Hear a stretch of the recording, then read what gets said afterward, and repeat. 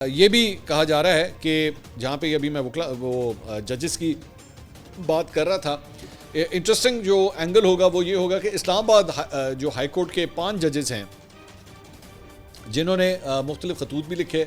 जिन्होंने ये कहा कि जी हमारे काम में जो है वो इंटरफेयर किया जा रहा है या हमारे ऊपर प्रेशराइज़ किया जा रहा है, उनके हवाले से अब क्या डेवलपमेंट होती है। क्योंकि 27वीं आईनी तरमीम के बाद जो है वो हुकूमत जजेस की ट्रांसफ़र्स कर सकती हैं,